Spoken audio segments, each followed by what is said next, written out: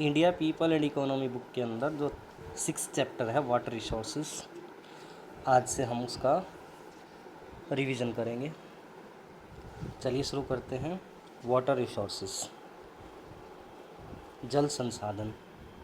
देखिए, सबसे पहले तो आप लोगों को रिसोर्सेज की जो डेफिनेशन है वो पता होनी चाहिए कि रिसोर्सेज क्या हैं। वो सब वस्तुएं जो हमारी ज़रूरतों को पूरा करती हैं वो क्या है, एक संसाधन है।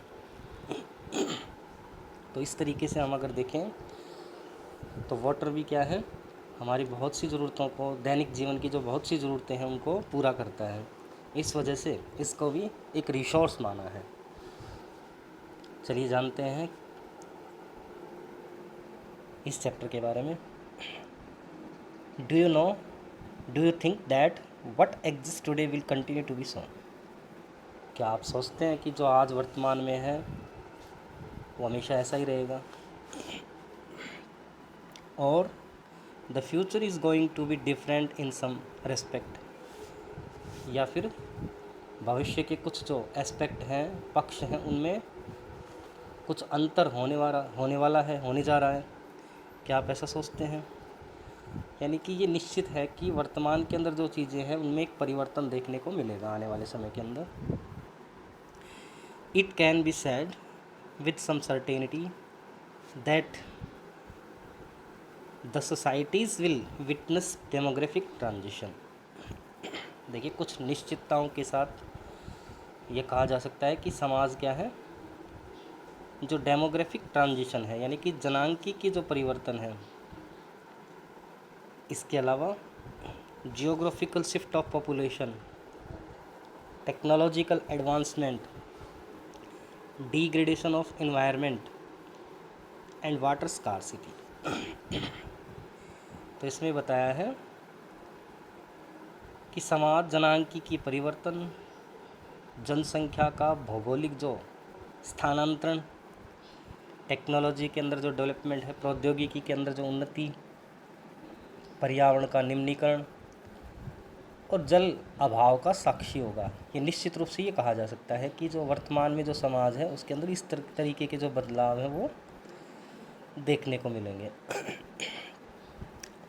Water scarcity is possibly to pose the greatest challenge on account of its increase demand coupled with shrinking supplies due to over utilization and pollution।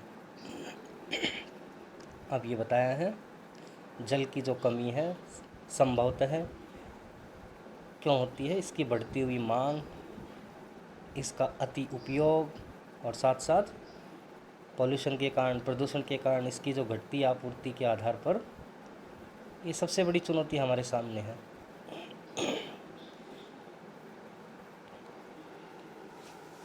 इस वजह से इसको एक ग्रेटेस्ट क्या माना है, चैलेंज माना है, सबसे बड़ी चुनौती माना है। Water is a cyclic resource with abundant supplies on the globe. क्या बताया है, जल एक क्या है, साइक्लिक रिसोर्स है, चक्रीय संसाधन है जो पृथ्वी पर प्रचुर मात्रा में पाया जाता है। Approximately 71% of the earth's surface is covered with it. अनुमान ये लगाए गए हैं कि लगभग 71% जो अर्थ का जो सरफेस है वो पानी से ढका हुआ है।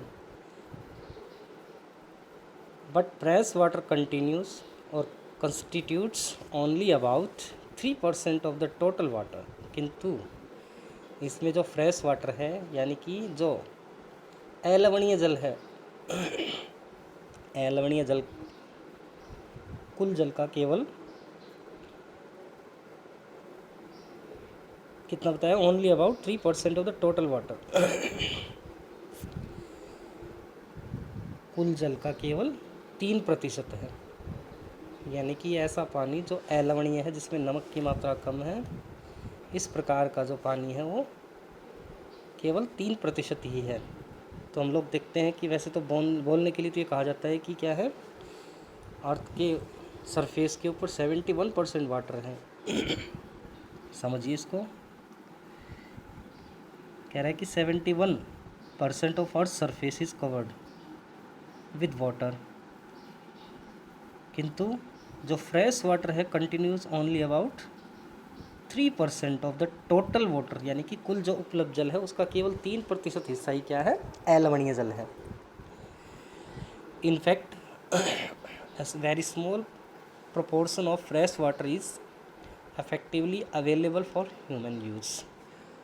अब वास्तव में अगर देखा जाए तो जो अलवणीय जल है या फ्रेश वाटर है उसका एक बहुत छोटा भाग ही मानव उपयोग के लिए उपलब्ध है। The availability of fresh water varies over space and time. ध्यान दीजिए इस लाइन के ऊपर कि जो अवेलेबिलिटी है फ्रेश वाटर की वो वेरी करती है, उसमें अंतर देखने को मिलता है। कहाँ? ओवर स्पेस और टाइम, यानी कि समय के अनुसार और स्थान के अनुसार इसमें क्या है, एक विविधता देखने को मिलती है जल की जो उपलब्धता है। आगे देखिए, the tension and disputes on sharing and control of the scarce resource are becoming contested issues among communities, regions and states.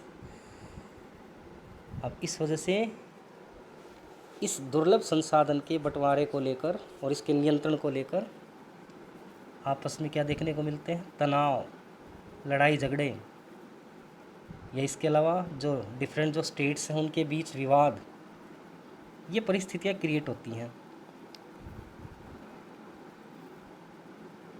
मुद्दा क्या है, शेयरिंग का, यानी कि किसका कब्जा है उस रिसोर्स के ऊपर। इस इशू को लेकर क्या है, आपस में डिफरेंट कम्युनिटीज़ के बीच में, डिफरेंट रीजन्स के बीच में और डिफरेंट स्टेट्स के बीच में क्या हो रहा है, एक डिस्प्यूट अराइज हो रहा है, एक टेंशन, यानी कि तनाव और एक मतभेद का ये क्या है, एक विषय वस्तु बन गया है। आगे देखिए, the assessment, efficient use and conservation of water therefore become necessary to ensure development. इस वजह से क्या कह रहा है, अगर विकास को सुनिश्चित करना है, विकास को सुनिश्चित करने के लिए जल का क्या किया जाए, असेसमेंट किया जाए, उसका मूल्यांकन किया जाए। साथ साथ और क्या बताया है, efficient use and conservation of water therefore become necessary to ensure development, यानी कि अगर विकास को सुनिश्चित करना है तो जल का मूल्यांकन करना होगा, उसका जो उपयोग है और संरक्षण है ये क्या है, अनिवार्य विषय वस्तु बन गए हैं, ये अनिवार्य हो गए हैं, आवश्यक हो गए हैं। इन दिस चैप्टर मीन्स क्या है इसका, कि पर्यावरण के अंदर ये जो संसाधन है इस संसाधन का संरक्षण किया जाए, इसका जो उपयोग है उसको सिस्टेमेटिक तरीके से किया जाए और साथ साथ इसको प्रिजर्व किया जाए। तो इस वजह से क्या कह रहा है, in this chapter we shall discuss water resources in India, its geographical distribution, sectoral utilisation and methods of its conservation and management. इस चैप्टर में हमारा जो डिस्कस करने का मेन मुद्दा क्या होगा, जो जल संसाधन है भारत का उसका, इसका जो जियोग्राफिकल डिस्ट्रीब्यूशन है, यानी कि भौगोलिक बंटवारा कितना है, पर्टिकुलरली किस रीजन के अंदर कितना ये अवेलेबल है, अलग अलग क्षेत्रकों के अंदर इसका जो उपयोग है वो क्या है, और जो मेथड्स हैं कंजर्वेशन के वो कौन कौन से हैं। तो इस चैप्टर में मेनली हम इन्हीं जो मेन टॉपिक्स हैं उनको हाईलाइट करेंगे। ध्यान दीजिए, सबसे पहले तो क्या था, जियोग्राफिकल डिस्ट्रीब्यूशन, उसके बाद सेक्टरल यूटिलाइजेशन, उसके बाद मेथड्स ऑफ इट्स कंजर्वेशन, कि किस तरीके से इस जल का संरक्षण किया जाए और साथ साथ मैनेजमेंट किया जाए। तो मेनली इस चैप्टर में हम इन्हीं मुद्दों को लेकर आगे बढ़ेंगे। सबसे पहले हम लोग ले रहे हैं कि water resources of India, Bharat के जो जल संसाधन हैं वो कौन कौन से, किस प्रकार से इनका वितरण देखने को मिलता है। चलिए शुरू करते हैं। India accounts for about 2.45% of the world surface area.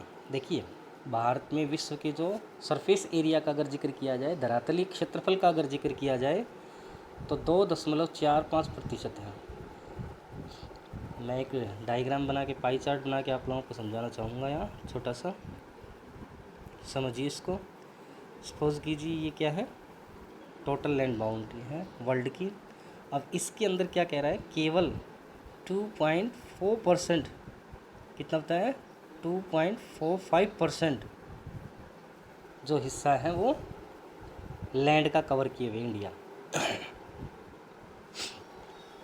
जबकि 4% of the world's water resources India के अंदर क्या है, पूरी दुनिया के जो जल संसाधनों के अगर रिसोर्स अगर देखे जाएं तो टोटल कितने परसेंट है, 4%। इन डेटाज़ को याद कर लीजिए आप। 2.4% तो क्या बताया है सरफेस एरिया वर्ल्ड का, 4% क्या बताया है वर्ल्ड्स का water resources, and about 16% of the world's population, यानी कि दुनिया की लगभग 16% जनसंख्या भारत के अंदर निवास करती है। पूरी दुनिया के अंदर मान लीजिए कितने हैं, 100 लोग हैं, तो उनमें से अकेले इंडिया के अंदर कितने हैं, 16 लोग हैं। तो निश्चित रूप से जो बर्डन है वो ज़्यादा होगा। तो इस वजह से क्या कह रहे हैं, किन के ऊपर ज़्यादा बर्डन होगा, जो रिसोर्सेज हैं उनके ऊपर, और खासकर कौन सा, जो वाटर रिसोर्स हैं। तो इस वजह से क्या कह रहा है, द टोटल वाटर अवेलेबिलिटी या available from precipitation in the country in a year is about 4000 cubic kilometre. इसको भी अंडरलाइन कर लीजिए कि जो टोटल वाटर अवेलेबल है किससे, प्रिसिपिटेशन से, देश के अंदर एक साल के अंदर वो कितना है, 4000 cubic kilometre. The availability from surface water and replenishable ground water is 1869 cubic kilometre. अब यहाँ ध्यान दीजिए, जो सरफेस वाटर है उसका और साथ साथ जो रिप्लेनिशेबल ग्राउंड वाटर है वो टोटल कितना है, 1869 क्यूबिक किलोमीटर। और इसमें से भी क्या कह रहा है, out of this only 60% can be put to beneficial uses. यानी कि एक बार फिर से समझिए इन डेटाज़ को कि देश में एक वर्ष में प्रिसिपिटेशन से जो प्राप्त कुल जल की मात्रा लगभग कितनी बताई है, 4000 घन किलोमीटर। इसके अलावा धरातलीय जल और जो पुनः पूर्ति योग्य जो भूमिगत जल है, जल से कितना 1869 घन किलोमीटर जल यहाँ उपलब्ध है। इनमें से भी क्या कह रहा है, केवल जो 60% हैं, कितना 60% जल का लाभदायक उपयोग किया जा सकता है।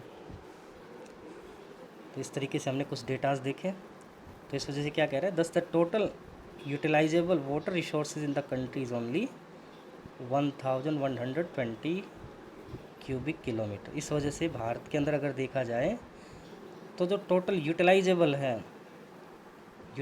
वाटर है, यानी कि जो कुल उपयोगी जल संसाधन हैं वो केवल कितने बताए हैं, 1122 क्यूबिक किलोमीटर। अब देख लीजिए आप लोग किस तरीके से असर पड़ेगा जो उपलब्धता है उसका। नेक्स्ट पैराग्राफ पे चलते हैं, सरफेस वाटर रिसोर्सेज। आइए सबसे पहले हम लोग जान लें इंडिया के अंदर जो सरफेस वाटर रिसोर्सेज हैं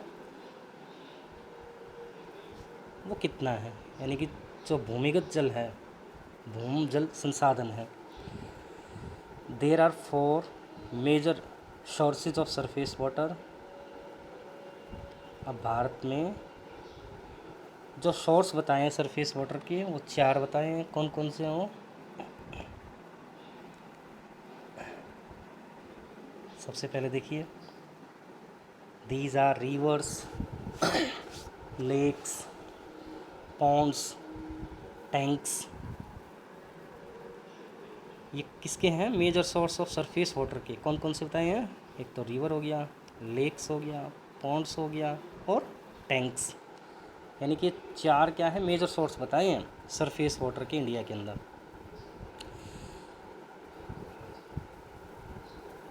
इन the country there are about 10,360 rivers and their tributaries longer than 1.6 kilometre each. अब इनमें से भी क्या कह रहा है, देश में कुल नदियों तथा उनकी जो सहायक नदियां हैं जिनकी लंबाई कितनी बताई है, 1.6 किलोमीटर से अधिक है, उनको मिलाकर कुल कितनी नदियां हैं, 10,360 10,360 रिवर। इसमें वो नदियाँ भी इंक्लूड कर दी गई हैं जिनकी लंबाई कितनी बताई, 1.6 किलोमीटर से अधिक। तो इस तरीके से टोटल जो रिवर्स हैं उनकी संख्या देखिए कितनी दर्शाई है, 10,360 नदियाँ भारत के अंदर हैं। The mean annual flow in all the river basin. अब भारत के अंदर बता रहा है सभी नदी बेसिनों में जो मीन यानी कि औसत जो वार्षिक प्रवाह है वो कितना बताया है, in India is estimated to be 1869 cubic kilometre. ध्यान दीजिए यहाँ भारत के अंदर सभी नदी बेसिनों में औसत वार्षिक प्रवाह कितना बताया है, कितना एस्टिमेट किया गया है, 1869 क्यूबिक किलोमीटर। क्या है ये, सभी नदी बेसिनों में औसत जो वार्षिक प्रवाह है, वार्षिक बहाव है नदियों का, वो इतना घन किलोमीटर होने का अनुमान लगाया है। However due to topographical, hydrological and other constants only about 690 cubic kilometre, लगभग कितना 32% of the available surface water can be utilised. ध्यान दीजिए यहाँ, अब अनुमान तो कितना लगाया था 1869, फिर भी क्या कह रहा है, स्थलाकृतिक, जलीय और अन्य दबावों के कारण प्राप्त धरातलीय जल का केवल कितना 690 घन किलोमीटर यानी कि लगभग 32% जल का ही उपयोग किया जा सकता है। ये भी डेटा इम्पोर्टेंट है, कितना ओनली अबाउट 690 क्यूबिक किलोमीटर यानी कि लगभग 32% जो जल है अवेलेबल, जो सरफेस वाटर है उसका क्या किया जा रहा है, यूटिलाइज किया जा रहा है।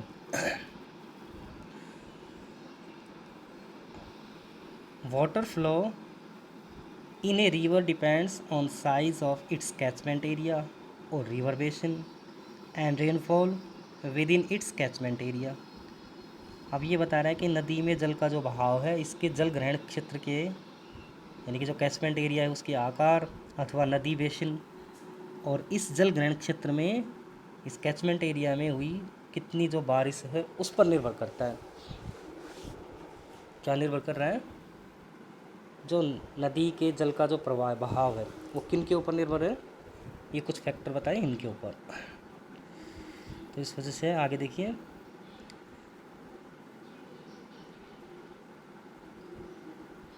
You have studied in your class 11th textbook India Physical Environment that precipitation in India has very high spatial variation। आपने 11th की बुक के अंदर जो भौतिक पर्यावरण पुस्तक उसमें फिजिकल जो इन्वायरमेंट है उस पुस्तक में पढ़ा, उस बुक में पढ़ा कि भारत में वर्षा में अत्यधिक क्या है, स्थानिक अंतर देखने को मिलता है, विविधता देखने को मिलती है, विभिन्नता देखने को मिलती है। इसके साथ साथ and it is mainly concentrated in monsoon season, और ये मुख्यतः कहाँ, इसका जो संकेंद्रण है कहाँ मिलता है, मानसूनी जो मौसम है उन क्षेत्रों के अंदर देखने को मिलता है प्रिसिपिटेशन का, जहाँ मानसून का सर्वाधिक असर है उन क्षेत्रों के अंदर। You also have studied in the text book that some of the rivers in the country like the Ganga, the Brahmaputra and the Indus have huge catchment area। आपने ये भी पढ़ा उस पुस्तक के अंदर कि जो कुछ नदियाँ हैं भारत की, जैसे कि गंगा है, ब्रह्मपुत्र है, सिंधु है, इनका जो कैचमेंट एरिया है, जल ग्रहण क्षेत्र है, बहुत बड़ा है। Given that precipitation is relatively high in the catchment areas of the Ganga, the Brahmaputra and the Barak rivers, these rivers although account for only about 1/3 of the total area in the country have 60% of the total surface water resource। ध्यान दीजिए यहाँ क्या बताया है, ये नदियाँ यद्यपि देश के कुल क्षेत्र के लगभग कितने 1/3 भाग पर पाई जाती हैं, फैली हुई हैं, जिनमें कुल धरातलीय जल संसाधनों का कितना 60% जल पाया जाता है। एरिया देखिए कितना है, देश के कुल क्षेत्र के लगभग 1/3 भाग पर, जबकि धरातलीय जल संसाधनों का यहाँ कितना है, सरफेस वाटर का जो टोटल जो कोटा है वो कितना बताया है, 60% जल यहाँ पाया जाता है। तो आप देख लीजिए कितना बड़ा कॉन्ट्रीब्यूशन है इनका, इन नदी बेसिनों का। Much of the annual water flow in South Indian rivers like the Godavari, the Krishna and the Kaveri has been harnessed, but it is yet to be done in the Brahmaputra and the Ganga basin. अब कह रहा है कि दक्षिण भारत की नदियाँ जैसे गोदावरी है, कृष्णा है, कावेरी है, इसमें क्या है, जो एनुअल जो फ्लो है, वार्षिक जो जल प्रवाह का अधिकतर भाग काम में ले लिया जाता है या काम में लाया जाता है, लेकिन ऐसा जो ब्रह्मपुत्र और गंगा बेसिनों में अभी संभव नहीं हो पाया। यानी कि अधिकांश जो जल है कौन सी रिवर्स का, गोदावरी, कृष्णा और कावेरी का, उसको तो उपयोग में लाया जाता है, लेकिन जो ब्रह्मपुत्र और गंगा बेसिनों का जो पानी है उसको इतना एक्सटेंसिव लेवल पर इतना यूज़ नहीं किया जा रहा है। ये था आपका कौन सा, जो धरातली जल संसाधन है। अब आइए जानते हैं ग्राउंड वाटर रिसोर्सेज, भौम जल संसाधन, भूमिगत यानी कि भूमि के अंदर, वो था सरफेस के ऊपर, ये है भूमि के अंदर। अब ग्राउंड वाटर रिसोर्सेज के बारे में देखिए। The total replenishable ground water resources in the country are about, data याद कर लीजिए आप, हालांकि पुराने डेटा हैं, कितना बताया है, 432 क्यूबिक किलोमीटर। देश में कुल जो रिप्लेनिशेबल है यानी कि जिसको पुनः पूर्ति योग्य जो भूमिगत जल है, भूमिगत या भौम जल संसाधन लगभग कितना है, 432 घन किलोमीटर है। The level of ground water utilisation is relatively high in the river basins laying in north western regions and parts of south India. अब कह रहा है कि उत्तर पश्चिमी प्रदेश में और दक्षिणी भारत के कुछ भागों के नदी बेसिनों में जो भूमिगत जल का उपयोग क्या है, अपेक्षाकृत अधिक है। कहाँ कहाँ, उत्तर पश्चिमी प्रदेशों के अंदर और दक्षिणी भारत के कुछ भागों के नदी बेसिनों में इस जल का, भूमिगत जल का उपयोग अधिक है, यानी कि ट्यूबवेल के ज़रिए वहाँ इस पानी को ज़्यादा यूज किया जाता है। इसके अलावा नेक्स्ट पैराग्राफ में देखिए, the ground water utilisation is very high in the states of Punjab, Haryana, Rajasthan and Tamil Nadu. Punjab, Haryana, Rajasthan और तमिलनाडु राज्यों में क्या कह रहे हैं, इस भूमिगत जल का उपयोग बहुत अधिक है। However there are states like Chhattisgarh, Orissa, Kerala etcetera which utilize only a small proportion of their groundwater potentials। परंतु कुछ जो राज्य हैं जैसे छत्तीसगढ़ है, उड़ीसा है, केरल आदि अपने भूमिगत जल क्षमता का बहुत कम उपयोग करते हैं। स्टेट्स देखिए कौन कौन से बताए हैं, छत्तीसगढ़, उड़ीसा, केरला, इनके अंदर क्या है, विच यूटिलाइज ओनली स्मॉल प्रोपोर्शन। याद रख लीजिए इन स्टेट को, छत्तीसगढ़, उड़ीसा, केरला, ये क्या है, एक स्मॉल प्रोपोर्शन जो है अपना उसका यूज़ कर रहे हैं ग्राउंड वाटर का, संभावनाएं ज़्यादा हैं लेकिन उसका यूटिलाइजेशन कम है। स्टेट्स लाइक गुजरात, अब देखिए कुछ स्टेट बताए हैं जैसे गुजरात है, उत्तर प्रदेश है, Bihar, Tripura, Maharashtra are utilising their ground water resources at a moderate rate, यानी कि मध्यम स्तर से अपने जो भूमिगत जल है उसका उपयोग कर रहे हैं। तो आप लोग देख लीजिए ध्यान से, ये क्वेश्चन पूछ सकता है एग्ज़ाम के अंदर कि जो ग्राउंड वाटर का यूटिलाइजेशन है किन स्टेट्स के अंदर वेरी हाई है। तो याद कर लीजिए आप लोग कौन कौन से स्टेट है, पंजाब, हरियाणा, राजस्थान और तमिलनाडु, ये कुछ स्टेट गिनाए जिनके अंदर क्या है, सर्वाधिक इसका यूज़ किया जा रहा है, यूटिलाइजेशन, ये इनको यूटिलाइज़ किया जा रहा है जल, कौन से, ग्राउंड वाटर जो रिसोर्सेज हैं उनको। उसके बाद हमने मॉडरेट टाइप के देखे, उसके बाद जो मीन है, if the present trend continues the demands for water would need the supplies. अब कह रहा है कि यदि वर्तमान ये जो ट्रेंड है या प्रवृत्ति जारी रहती है तो जल की मांग की आपूर्ति करने की आवश्यकता होगी। इस मांग की पूर्ति कैसे की जाए, इस बात की आवश्यकता होगी। and such situation will be detrimental to development and can cause social upheaval and disruption। ध्यान दीजिए, अगर ऐसी परिस्थितियाँ बनती हैं तो ये विकास के लिए हानिकारक होंगी और समाज में एक उथल पुथल और विघटन की स्थिति बन जाएगी। यानी कि ये समाज के अंदर उथल पुथल और विघटन का कारण बन सकती हैं। हम उन बोल देते हैं कि अगला जो युद्ध होगा, विश्व युद्ध होगा, वो जल को लेकर होगा। तो अगर इसी तरीके से इनका अगर ओवर यूटिलाइजेशन किया गया इन रिसोर्सेज का, तो निश्चित रूप से ये समाज के अंदर क्या करेंगे, विभाजन पैदा कर देंगे। तो इस तरीके से हमने इसका जो इंट्रोडक्टरी पार्ट है इस चैप्टर का वो समझा। इसके बाद लैगून्स एंड बैकवाटर्स, लैगून और जो पश्च झील हैं उनके विषय में हम हमारे नेक्स्ट वीडियो के अंदर डिस्कस करेंगे कि भारत के अंदर मेनली जो लैगून और जो पश्च जल है उसका जो टोटल जो स्टोर है वो कितना है, कहाँ किस प्रकार से इसका वितरण